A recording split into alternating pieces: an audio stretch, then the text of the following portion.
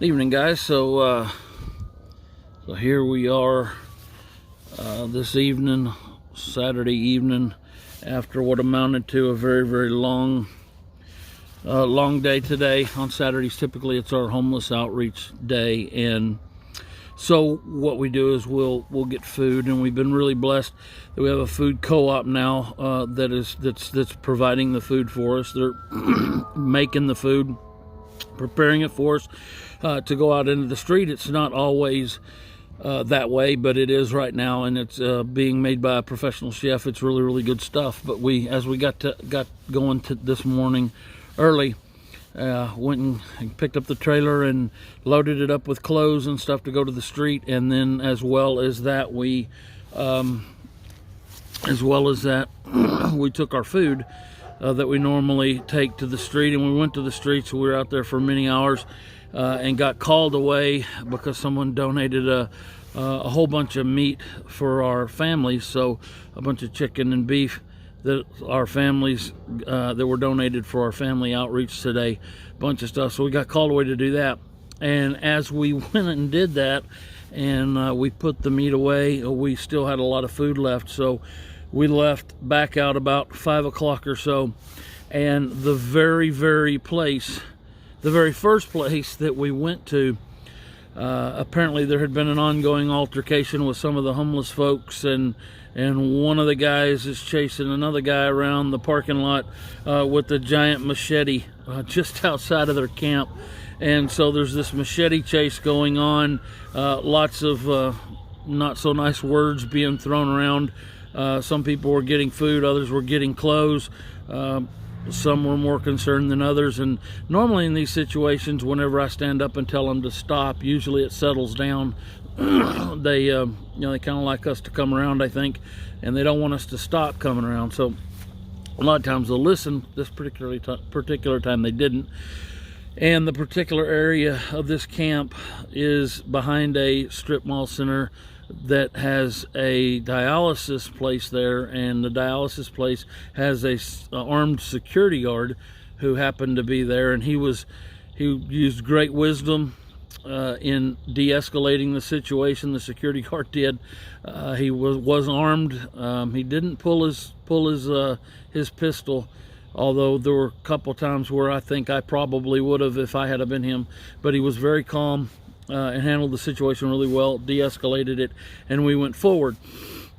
And so I was thinking about that this evening as I was sitting here kind of revamping out in the back of the house tonight, kind of going through the day, and there were a few other times where there were things kind of tempers flared up, and there were a few other arguments and things today. But I was thinking that, this is what God has called me to do. And in Matthew chapter 16, starting in around verse 24 there, it talks about, hey, look, man, if you want to follow me, this is what you got to do. You've got to deny yourself, and you got to take up your cross, and you got to follow me. And so it would be easy to say, well, man, this is just ridiculous. This is just crazy. People running around with knives. It could have hurt my wife. It could have hurt me. They weren't after us. They never brandished it towards us. It wasn't about us, and both sides apologized when it was over. But we could easily say, you know what, that's just too much. That's just too scary. So we're gonna fold up tents here and figure out something else new to do. But what I know is this is what God's called me to do, and so it's my cross to bear sometimes, to deal with tough situations and tough people. And we often tell people to do the kind of ministry that we do. It takes outside the box, tough people. And so, maybe when you get around us, I get around other Christians a lot of times from certain denominations or other churches and things like that, and they just have a different way about them than we are. And I know that they look at us and they say we're just the rough grumble. We're not spit and polished. We don't dress the part. But it takes people like us to be able to do what God's called us to do. And that's what I say over and over again. you're built in a certain way to do what God's called you to do. So here's what I would ask you to do. I would ask you to take up your cross and follow him. And it doesn't matter what happens around you. Don't get scared off. We see oftentimes people say, man, I've been hurt in church, so I left the church, or there's hypocrites in church, so I don't want to be a part of that. Well, of course there's hypocrites in church. Of course there are. There's hypocrites at Walmart, and there's hypocrites at Albertsons and Academy and all the other places that we go to, but we still continue to go to those places. Matter of fact, we probably have hypocrites in our family, but we still love our family.